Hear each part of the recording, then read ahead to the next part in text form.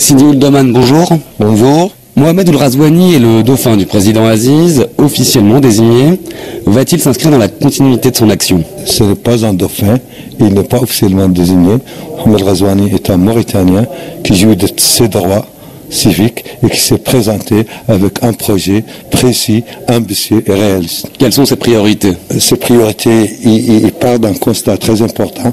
D'abord, une très bonne connaissance de la réalité du pays, une très bonne connaissance des capacités et des ressources du pays, et avec un projet qui vise le bonheur des citoyens.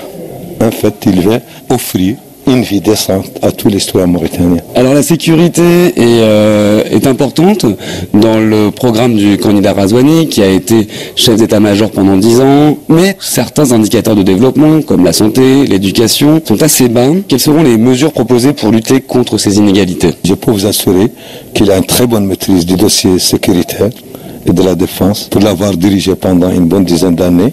Pour l'éducation d'abord, il veut que l'école républicaine reprenne toute sa place, que les enfants mauritaniens soient formés dans la même école, ce concerne, que l'État les prenne en charge pour les plus démunis, en créant des internats comme par avant, qu'ils apprennent en même temps. Et pour lui, il y a deux choses.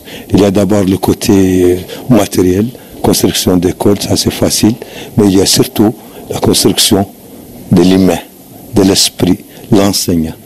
Pour lui, il faut mettre l'enseignant, il faut bien le former et il faut le mettre dans les meilleures conditions pour qu'il puisse s'acquitter convenablement de sa noble mission. Pour la santé, son objectif, il y a beaucoup d'hôpitaux.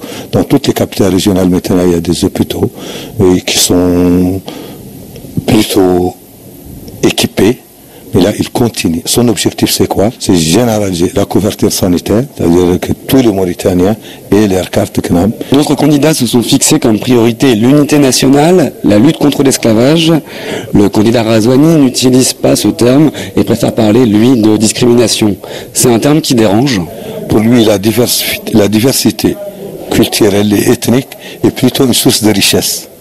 Alors, il veut créer un état de droit, un état de citoyenneté, un état fort de sa diversité, un état riche de sa diversité, fort de son unité, un état de droit, où tout le monde trouve son compte conformément à droit. Il a proposé une agence qui sera dotée pour les premières 5 années de 200 milliards, tenez-vous bien, 200 milliards de nos ouguias pour éradiquer toutes ces disparités, toutes ces inégalités, et pour que chaque Mauritanien se sente fier d'appartenir à ce pays. Alors il y a plusieurs candidats dans cette élection présidentielle qui ne sont pas inconnus. Est-ce qu'un second tour n'est pas inévitable? De notre point de vue, ça n'engage que nous en fait.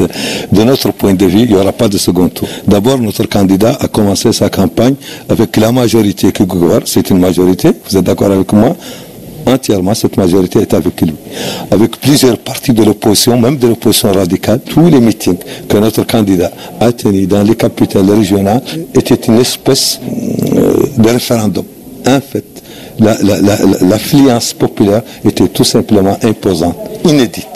Alors ça nous rassure aussi dans notre analyse. On pense qu'il n'y aura pas de deuxième tour. La commission électorale nationale indépendante est composée de 11 membres et 11 membres qui soutiennent le candidat Razouani. Est-ce que la transparence peut se faire dans ces conditions? La CENI est indépendante, entièrement indépendante. Nous demandons, nous sollicitons, nous souhaitons, nous invitons tout le monde à la transparence la plus parfaite. Pourquoi? Parce que ça nous sert.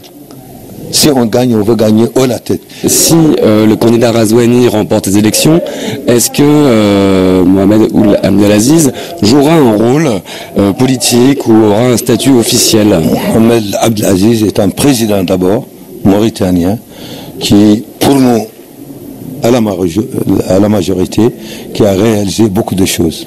Ceci dit, il termine, il se retrouve citoyen mauritanien, ancien président, il a le droit de faire tout ce qu'il veut, il peut faire de la politique. Certainement, il continue toujours à s'intéresser au problème de la nation. Le candidat Razouani ne cache tout de même pas sa proximité avec le président sortant.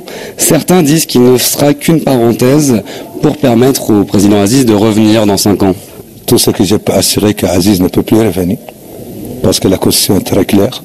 Elle ne dit pas des mandats successifs, mais elle dit des mandats, point, trait. Deuxième précision, il n'est l'ombre de personne.